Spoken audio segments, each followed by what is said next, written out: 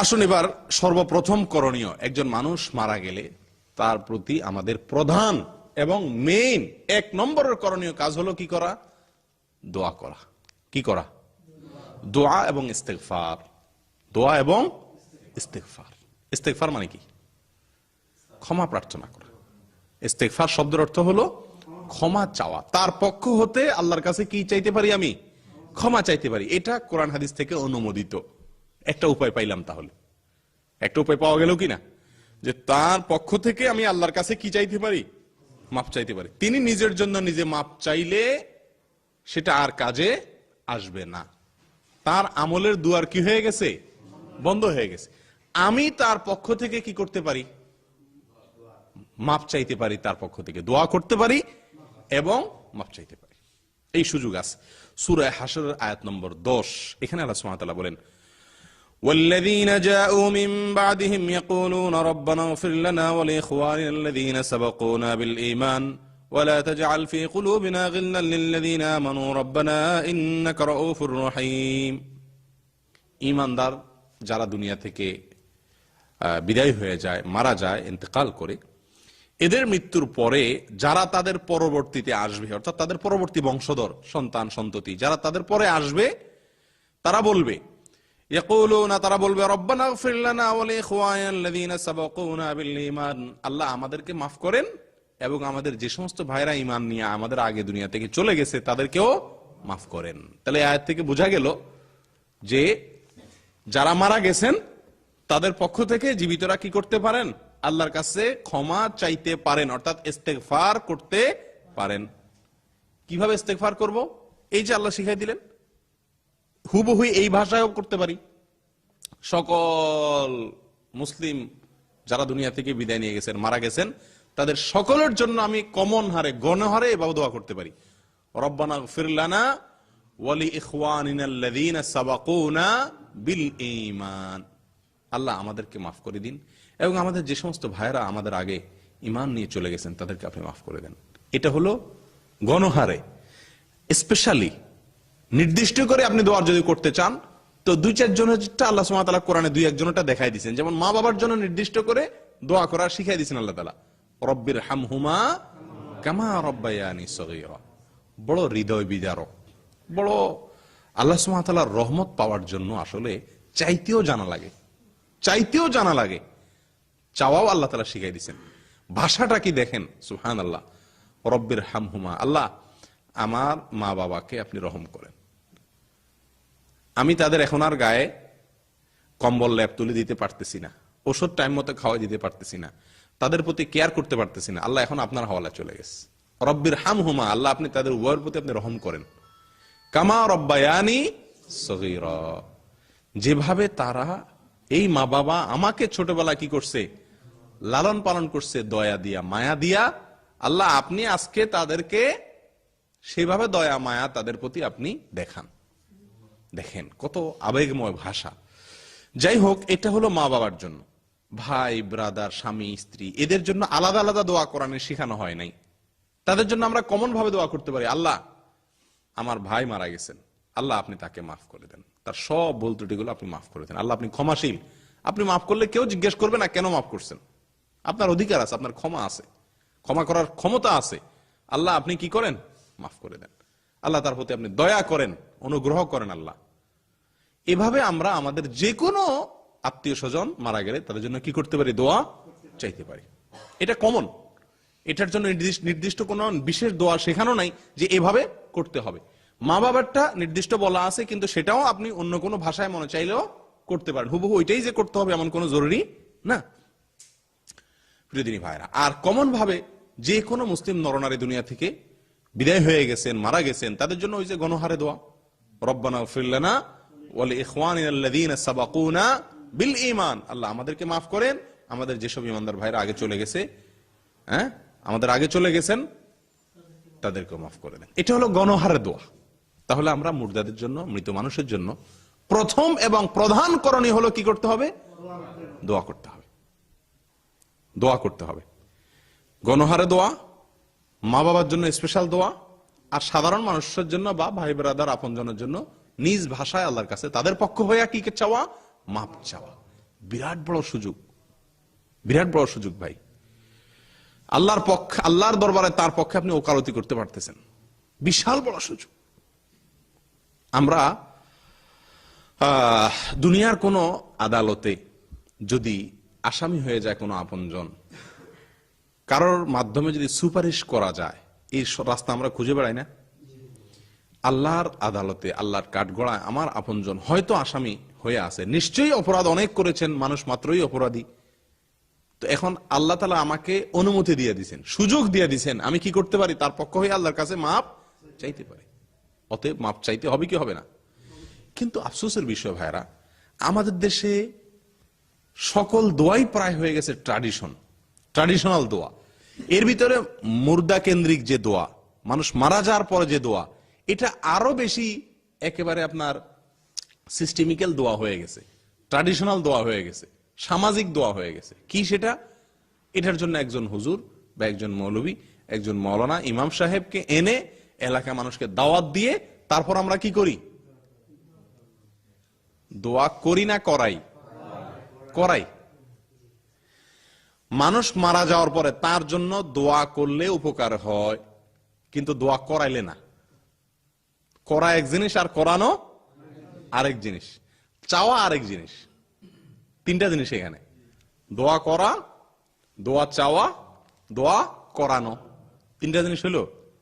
করা কোনটা? নিজে করা, নিজেরা করা। কথার কথা, আমার বাবা দুনিয়া থেকে বিদায়, আমরা ভাই বোন যারা আছে, আমরা সবাই মিলে আল্লাহর কাছে তার যার যার মতো করে প্রত্যেকে আল্লাহর কাছে তার কাছে কি চাইলাম? তাদের জন্য মাফ চাইলাম, তাদের প্রতি রহমের দোয়া করলাম। এটা হলো দোয়া করা। এটা তো আয়াত থেকে বুঝলেন, সূরা হাশরের দোয়া থেকে, আয়াত থেকে, যে আল্লাহ তাআলা এই আয়াতের রীতিমতো দোয়ার ভাষাই শিখিয়ে দিয়েছেন যে এই সমস্ত লোকেরা যারা মানুষ মারা যাওয়ার পরে এই দোয়া পড়ে বা এই কথা বলে, তাহলে দোয়া করাটা এটা অনুমোদিত, ঠিক আছে তো? আচ্ছা, দোয়া চাওয়া, চাওয়াটার অনুমোদন আছে না নাই? দোয়া চাওয়া যায় না? সাহাবীরা নবী সাল্লাল্লাহু আলাইহি সাল্লামের কাছে বিভিন্ন সময় দুনিয়াবী বিষয়ে, আখিরাতের বিষয়ে দোয়া চাইছেন না? ইয়া রাসূলুল্লাহ, আমার জন্য দোয়া করেন। বলেন, এরকম অনেক দোয়া সাহাবীরা চাইছেন না? আবু হুরায়রা রাদিয়াল্লাহু তাআলা আনহু এসে বলছেন, ইয়া রাসূলুল্লাহ, আমার মা কাফের, আপনার প্রতি ঈমান আনে নাই, আপনার এখানে আসি দেখে আমাকে টর্চার করে, জুলুম করে, পিডায়, আপনি একটু কি করেন, আমার মার জন্য দোয়া করেন। এই যে নিজের মার জন্য নিজে হেদায়েতের দোয়া হয়তো করছেন, আবার রাসূল সাল্লাল্লাহু আলাইহি ওয়াসাল্লামের কাছেও কি চাইতেছেন? দোয়া চাইতেছেন। তাহলে বন্ধু বান্ধবের কাছে একটু যারা নেককার মনে হয়, যাদের দোয়া বেশি কবুল হবে মনে হয়, যারা হালাল ইনকাম যাদের মনে হয়, হ্যাঁ, এই সমস্ত সৎ নেককার মুত্তাকিদের কাছে, ভালো মানুষ যাকে মনে হয় আমার, তার কাছে আমি দোয়া চাইতেই পারি, এটা দোষের কিছু নাই। তাহলে দোয়া করা, দোয়া চাওয়া দুইটাই অনুমোদিত। কিন্তু আমাদের সমাজে দোয়া করার চাইতে, দোয়া চাওয়ার চাইতে দোয়া করানোটা বেশি। বিশেষ করে মানুষ মারা গেলে দোয়া করে মানুষ যা, তার চাইতে বেশি করায়। আচ্ছা, এবার বলেন, করা আর করানোর ভিতরে পার্থক্য কি?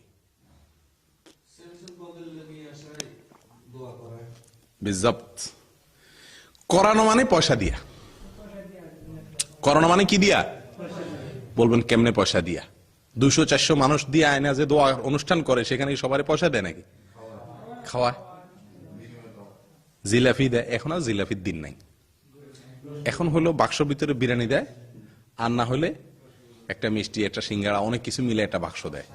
যাই হোক, একটা কিছু দেয়। সেখানে যে সবাই এই বাক্সের জন্য যায় সেটা আমি বলবো না, অনেকেই বাক্সের জন্য যায়, কিন্তু অনেকে বাক্স ছাড়া যায়। কিন্তু আপনি, এটা একটা সিস্টেমে পরিণত হয়ে গেছে যে আপনাদের সবাইরে আমি ভাড়ায় নিলাম, তো ডাইরেক্ট টাকা তো সবাই দেওয়া সম্ভব না, দিলেও খারাপ দেখা যায়, অন্তত আপনারা কি খান? মিষ্টিটা খান। এটা একরকম বিনিময় হয়ে যায় না? আপনি বলেন আর না বলেন বিনিময়ের মতো হয়ে যাচ্ছে না? কথার কথা, আপনি 5 জন লোককে ডাইকা নিলেন রুমে, কি জন্য? ভাই, আমার মাল সামান গুলা রুমে ঢুকাচ্ছি, তো আপনারা একটু হেল্প করেন, আমি একা পারতেছি না। সবাই মিলে আপনার হেল্প করে ঢুকে দিল। আপনি কি করলেন? সবার জন্য 2-3টা রেড বুল নিয়ে আসলেন, একটু বসে নিয়ে আসলেন, খাওয়াই দিলেন। আপনি এটা বিনিময় দেন নাই, মুখে যতই বলেন, আমিও যতই বিশ্বাস করি, এই খাওয়ানোটা কিন্তু ওই যে কাজটা করছি সেজন্য কৃতজ্ঞতা স্বরূপ এক ধরনের বিনিময়। আপনি মুখে যাই বলেন, এটা বাস্তবতা কি অবাস্তবতা? তো আপনি 200 মানুষ, 400 মানুষ, 500 মানুষ দাওয়াত দিয়া দোয়ার অনুষ্ঠান করলেন, দোয়ার অনুষ্ঠান করে সেখানে সবার জন্য মিষ্টির ব্যবস্থা করলেন। তো এটা আপনি মুখে যাই বলেন, এটা এক ধরনের কি বিনিময়। হ্যাঁ, আপনি যদি বলেন যে না আমি এটা মৃত ব্যক্তির পক্ষ থেকে গরিবকে খাদ্য দেওয়া এই হিসেবে দিলাম, তো আমি বলবো তাহলে সেখানে দোয়া কেন? খাদ্য দিলে সেখানে তো কি থাকা উচিত না, দোয়া থাকা উচিত না। অনুষ্ঠান করে আপনি দোয়া করাইয়া তার থেকে দিতেছেন, তাহলে তো বিনিময় নিচ্ছেন। খাদ্য দিতে চাইলে গরিবের অভাব আছে, খাদ্য দিয়ে আসেন, কথা বুঝে আসছে? তো এটা পদ্ধতিগত গলত, অর্থাৎ আমরা দোয়া করাই না ভাই। এটা একটা পয়েন্ট বললাম যে বিনিময় নিয়ে দোয়া, মৌলভী সাহেব বিনিময় তাকেও দেওয়া হয়, যারা আসে তাদেরকেও দেওয়া হয়। হয়তো মৌলভী সাহেবের ক্যাশও দেওয়া হয়, প্যাকেটও দেওয়া হয়, আর সাধারণ মানুষ হয়তো শুধু প্যাকেট দেওয়া হয়। পার্থক্য এতটুকু, কিন্তু দুইটাই কি দোয়া করানো। মৌলভী সাহেবের দিয়েও করানো হচ্ছে, পাবলিকের দিয়েও করানো হচ্ছে, ঠিক না ভাই? ঠিক। দোয়া এবাদত, পয়সা দিয়া দোয়া করাইলে পয়সা দিয়ে আবাদত কেনা যায়? এর কোন সুযোগ আছে? নাই। এটা একটা বিষয়। দ্বিতীয় বিষয় হলো ভাই, নবী সাল্লাল্লাহু আলাইহি সাল্লামের যুগে মানুষ মারা গেছেন না যান নাই? ওনার যুগে মানুষ মারা যান নাই? তারা কি করছেন? ওই যে আগেই বলছি, মৃত ব্যক্তি চলে গেছে অদৃশ্য জগতে, যেই জগৎ সম্পর্কে আমি কিছুই জানি না, আমার ধারণা নাই, আইডিয়া নাই, আমি যাই নাই সেখানে, সেই দেশে, সেই জগতে কি করলে উপকার হবে তার, সেটা তো একমাত্র যিনি অদৃশ্য জগতের মালিক, সে রব্বুল আলামিন জানেন, তার রাসূলকে তিনি জানাইছেন, আমাদের জানার কথা না। তাহলে আমরা দেখতে হবে যে নবী সাল্লাল্লাহু আলাইহি সাল্লামের যুগে মানুষ মারা গেলে তিনি কি করতেন। তিনিও কি সবাইরে ডাইকা নিয়ে এসে একসাথ করে দোয়ার অনুষ্ঠান করাইতেন? এরকম কোন বর্ণনা পাওয়া যায়? উত্তর হলো না। সহিহ তো দূরের কথা, কোন জয়ীফ, দুর্বল, এমনকি জাল, ভুয়া, মিথ্যা একটা হাদিসও পাওয়া যায় না যে কি নবী সাল্লাল্লাহু আলাইহি সাল্লামের যুগে কোন লোক মারা গেছেন আর উনি সবাইকে নিয়ে কোন এক জায়গায় একসাথ হইয়া সবাই মিলে তার জন্য কি করছেন? দোয়া করছেন। তার মানে কি তারা দোয়া করেন নাই? তার মানে কি তারা দোয়া করেন না মুর্দার জন্য? বহু হাদিস থেকে প্রমাণ হয়। ব্যক্তিগত দোয়া, ওই যে করছেন, করার নাই, দোয়া করছেন, চাইছেন, কিন্তু কি করেন নাই? কেউ দোয়া করার নাই। করানো হলো পয়সা দিয়া। পয়সা করানোর জন্য বাজেট লাগে, চাইতে বাজেট লাগে না, করতেও বাজেট লাগে না, কথা ঠিক না ভাই? ঠিক। দোয়া করতে পয়সা খরচ হয়, চাইতে চাইতে কোনো খরচ হয়? আপনি আমার কাছে, আমি আপনার কাছে চাইলাম, কোনো পয়সা দেওয়া লাগে? মিষ্টি খাওয়ান লাগে? কিছু লাগে? জিলাপি দেওয়া লাগে? কিছু লাগে না। কিন্তু দোয়া করাইতে কি লাগে? বাজেট লাগে। বাজেট ছাড়া কোনো দোয়া করানি হয়? আমার মার জন্য দোয়া করাবো, বাবার জন্য দোয়া করাবো, সেখানে আপনি মিষ্টি দেন, জিলাপি দেন, 1 কেজি দেন, আধা কেজি দেন, 10 টাকা বাজেট। বাজেট ছাড়া কোনো দোয়া করানি হয়? তাহলে পয়সা দিয়া করানো হয়। আর নবী সাল্লাল্লাহু আলাইহি ওয়াসাল্লামের যুগে 1 নম্বর করানো কথা হলো, এই ইবাদতের জন্য পয়সা দিয়া ইবাদত করানোর কোন সিস্টেম ইসলামে নাই। দ্বিতীয়ত কথা হলো, নবী সাল্লাল্লাহু আলাইহি ওয়াসাল্লামের যুগে উনি কখনো কোনো মানুষের জন্য, উনি বা ওনার কোন সাহাবী দোয়া করানো, অর্থাৎ পয়সা খরচ করে বা একত্রিত হয়ে সবাই মিলে বসে একসাথে মুর্দার জন্য দোয়া করা, এটা নবী সাল্লাল্লাহু আলাইহি ওয়াসাল্লাম থেকে কিনা সাবিত বা প্রমাণিত নয়। কথা পরিষ্কার? অথচ আমরা দোয়া মুর্দার জন্য করা বলতে হচ্ছে একটা কাজ, মেইন যেটা মুর্দার জন্য আমি করতে পারি, সেই কাজটাও করি বেঠিক পদ্ধতিতে করাই। আল্লাহ আমাদেরকে বোঝার তৌফিক দান করেন। প্রিয়দিনী ভাইরা, তাহলে দোয়া আমরা মুর্দার জন্য করব এবং বড় জোর চাইব, কিন্তু দোয়া করাবো না। মনে থাকবে তো ইনশাআল্লাহ? আমাদের দেশে কয়জন মানুষ এমন আছেন যে তার মরার পরে দোয়া করানো হয় না? ইল্লা মাশাআল্লাহ, খুব কম না? খুবই কম, খুবই কম।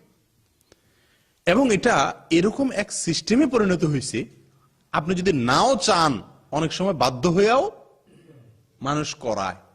না করাইলে সমাজ তাকে নানান কথা বলে। কিন্তু যে ইমানদার, যে আমলদার, যে কোরআন সুন্নাহ বুঝে, তার উচিত সমাজ কি বলল সেদিকে লক্ষ্য না করা। প্রিয়দিনী ভাইরা, আমি অদৃশ্য জগৎ সম্পর্কে কোনো ধারণা রাখি না। অদৃশ্য জগতে আমার লোকটি চলে গেছেন, আমার আপনজন প্রিয়জনটি চলে গেছেন, সেই জগতে কি করলে তার উপকার হবে সেটা সেই জগতের মালিক যেভাবে জানাইছেন সেভাবে করব। তিনি দোয়া করতে বলেছেন, আমি দোয়া করব।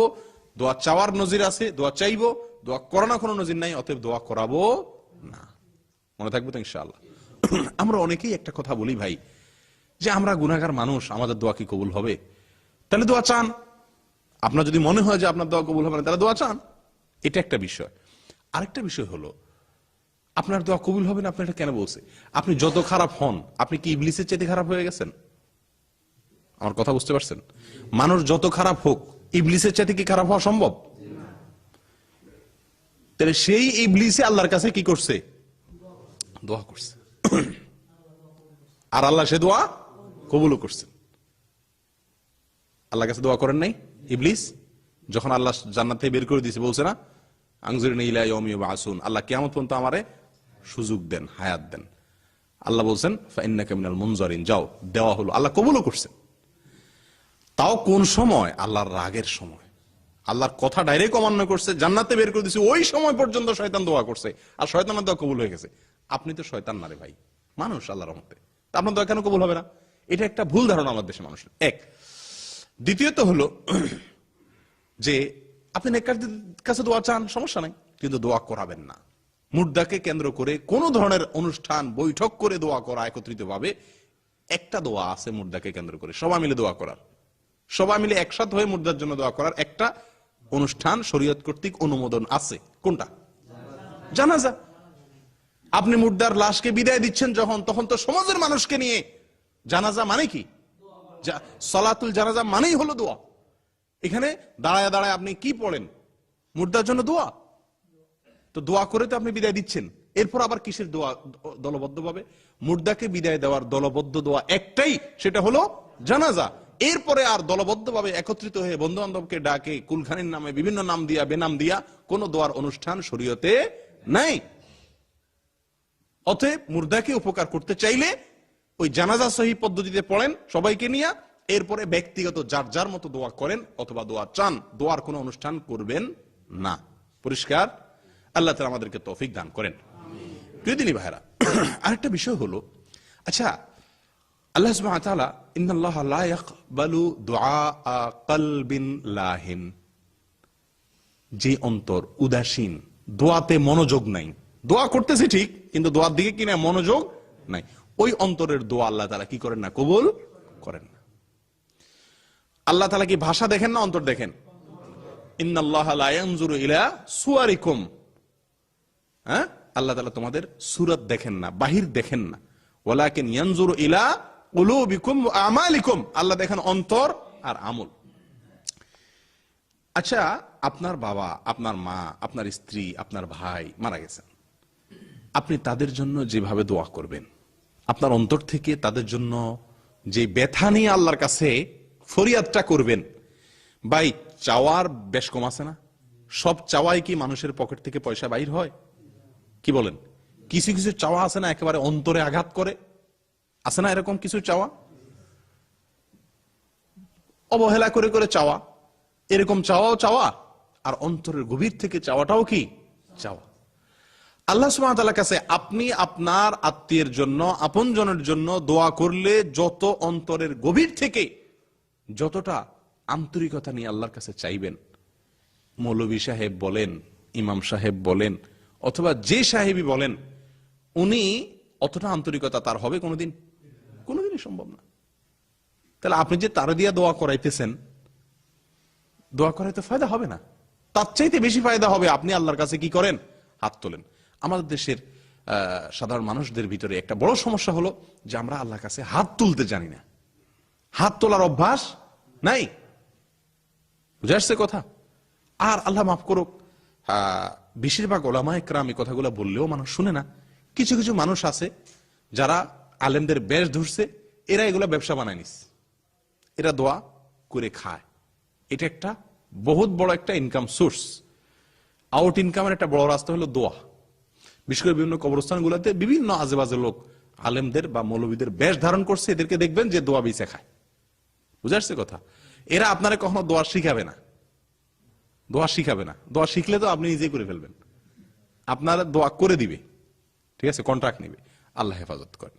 প্রিয়দিনী ভাইরা, তাহলে মুর্দার জন্য আপনার নিজের যে আন্তরিকতা থাকবে, অন্য কারোর সে আন্তরিকতা থাকবে না, আপনাকেই হাত তুলতে হবে। এখন কথা হলো, আমি তো চাইতে জানি না, মৌলভী সাহেব তো মাশাআল্লাহ যে সুর দিয়া উর্দু ফার্সি কবিতা দিয়া, আরবি কবিতা দিয়া, ছন্দে মিল দিয়া, টান দিয়া, সুর দিয়া চায়, আমি তো ব্যাপার না। মাবুদ কই টান দেয়, আরো কি কতগুলা কত সুন্দর করে কয়, আমি তো সাজায় বলতে পারি না। এরকম একটা মনের ভিতরে আমাদের ইয়ে থাকে কিনা, এটার জন্য আগেই বলে দিছি। আল্লাহ তাআলা কি দেখেন না? বাহির দেখেন না। আপনি কত সাজায় গোছায় বললেন এটা দেখেন না, আল্লাহ দেখেন অন্তর। তাহলে যে বোবা তার কি দোয়া হয় না? কি বলেন? যে বোবা সে কি আল্লাহর কাছে দোয়া করলে আল্লাহ দোয়া কবুল করেন না? তাহলে তার তো কোনো ভাষাই নেই। আরে ভাই, আপনি আপনজন হারাইছেন, কিচ্ছুর দরকার নাই। আল্লাহর বান্দা হাত তোলেন, চোখের পানি ফেলেন, অন্তরে অন্তরে আল্লাহর কাছে বলেন, ইন্নাল্লাহা আলিমুম বিজাতিস সুদূর। আল্লাহ অন্তরের খবর রাখেন। আপনি অন্তর থেকে পানি ছেড়ে, চোখ থেকে পানি ছেড়ে দেন, অন্তরটারে গলায় দেন। কিছু বলারও দরকার নাই। বলতে পারলে ভালো, যদি বলতে না পারেন শুধু কাঁদেন আর মনে মনে আল্লাহর কাছে চান। কি চাইতেছেন আপনি? আপনার বাবা মারা গেছেন, তাদেরকে আল্লাহ যেন রহম করেন, তাদের যেন কোনো শাস্তি না হয়, এটাই তো চাইতেছেন। তো বলতে না পারলে অন্তর থেকে বলেন, যা পারেন তদ্দুর বলেন, আল্লাহর দরবার এটাই কবুল হয়ে যাবে। বোবারও দোয়া কবুল হয়। আপনি বোবা না, মাশাআল্লাহ, দু চার শব্দ তো বলতে পারবেন, কেন কবুল হবে না? কথার মায়ের পেস, সাজানো গোছানো কথা, ইস্তারি করা কথা, ছন্দ মিলানো কথা, কবিতার তাল মিলানো কথা, সুর দিয়ে কথা দিয়ে দোয়া করা, এটা দোয়া কবুলের জন্য কোনো জরুরি না। কোরআন হাদিসে কোথাও বলা হয় নাই যে এভাবে দোয়া করলে কি হবে, দোয়া কবুল হবে। বরং দোয়া কবুলের জন্য যে আন্তরিকতা দরকার, অন্তরের গভীর থেকে দোয়া করা দরকার, এটা আপনার প্রিয়জনের জন্য আপনার আসবে, অন্য আরেকজনের আসবে না। ঠিক না? ঠিক। প্রিয় দিনী ভাইরা, তাহলে আসুন, এক নম্বর যে করণীয় মুর্দার জন্য দোয়া করা, দোয়া চাওয়া, এই দুটি সুন্নাত দ্বারা সাবেত, কোরআন দ্বারা সাবেত। দোয়া করানো এটা কোরআন হাদিস দ্বারা সাবেত বা প্রমাণিত নয়। এখানে আমাদের এই দাম্মামে একাধিকবার এরকম হয়েছে যে আমাদের এখানকার বিভিন্ন কমিউনিটির নেতা, যারা বড় ব্যবসায়ী নেতা, স্কুল কর্তৃপক্ষ, ওনাদের অনেকের আপনজনকে হারাইছেন, মারা গেছেন। তো আমাকে ফোন দিছে, বলে যে শেখ অমুকের মা মারা গেছে, একবার স্কুলের চেয়ারম্যান সাহেবের মা মারা গেছে, তো ওনার জন্য একটু দোয়ার আয়োজন করবে, তা আপনি একটু আসতে পারবেন কিনা? আমি বললাম যে হ্যাঁ অবশ্যই, কেন যাব না। তো দোয়ার আয়োজন করবেন, অনুষ্ঠান আমি যেভাবে চালাবো সেভাবে, বলে যে আপনি যা করেন। তো যায় সেখানে শুধুমাত্র আলোচনা করে মুর্দার জন্য কি করা উচিত কি করা উচিত না সেগুলা বলে চলে আসছে। কোনো দোয়া হয়নি, বলছে দোয়া যার যার বাসায় যায় করবেন। আলহামদুলিল্লাহ, শিক্ষিত মানুষ সবাই বুঝে গেছে। কিন্তু আমাদের দেশে যে বললাম না, সিস্টেম হয়ে গেছে যে একেবারে ভিক্ষা করে খায়, গরিব মানুষ, রিকশাওয়ালা, তারও যদি বাপ মা হারায় তারেও সমাজ মাফ করে না। এত বড় জালেম সমাজ আমাদের। বাপের জন্য দোয়া করাও, মার জন্য দোয়া করা, আমাকে সবারই মিষ্টি খাওয়া, কত বড় জুলুমের কথা। আল্লাহ তাআলা আমাদেরকে সঠিকটা বোঝার তৌফিক দান। ভাই, মানুষ মারা যাওয়ার পরে আমরা প্রত্যেকে নিজের বাবা মার জন্য দোয়া করব, ঠিক আছে। একটা বিষয় ক্ষেত্রে লক্ষণীয়, সেটা হলো সন্তান বিশেষ করে বাবা মার জন্য দোয়া করলে সে দোয়া আল্লাহ দরবারে কবুল হবে, কিন্তু সন্তান নেক হতে হবে। কি হতে হবে? নেককার হওয়া চাই। নবী সাল্লাল্লাহু আলাইহি ওয়াসাল্লাম বলেছেন, ইদা মাতাল ইনসান ইনকাতা আনহু আমালুহু ইল্লা মিন সালাস। মানুষ মারা গেলে তার সমস্ত আমলের দুয়ার বন্ধ হয়ে যায়, তিনটি আমলের দুয়ার খোলা থাকে। তার ভিতরে একটি হলো কি? আওয়ালাদুন সালেহ ইয়াদউ লাহ।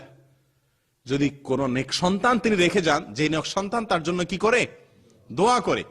তাহলে এখানে নেক সন্তান বলছেন আল্লাহ তাআলা।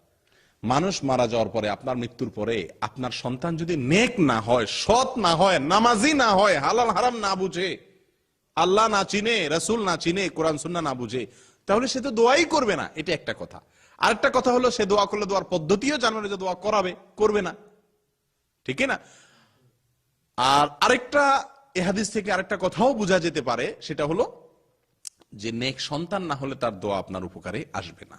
আপনার উপকারে আসবে যদি আপনি কোন নেক সন্তান রেখে যান, যে নেক সন্তান আপনার জন্য কি করে? দোয়া করে। তাহলে জীবিত থাকতে আমাদের উচিত নেক সন্তান রেখে যাওয়া। আল্লাহ তৌফিক দান করেন।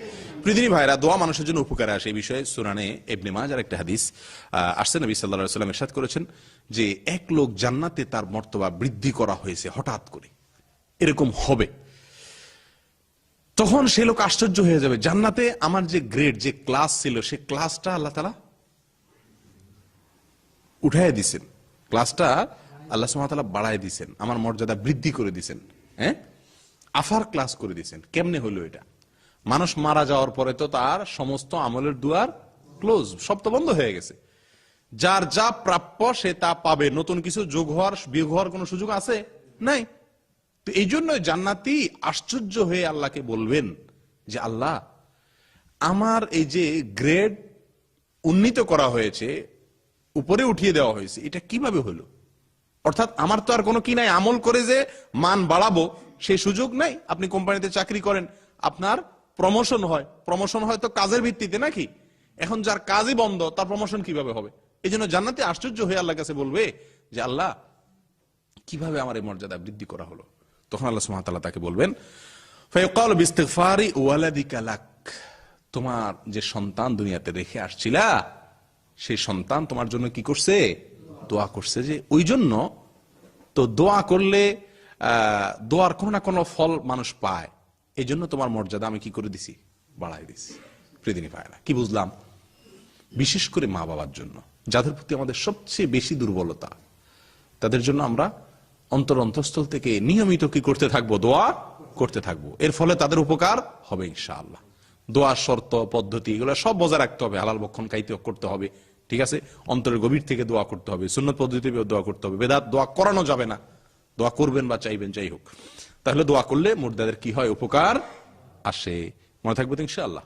আল্লাহ তাআলা আমাদেরকে সঠিকভাবে মুর্দাদের জন্য উপকার হয় সে কাজ করার তৌফিক দান করুন।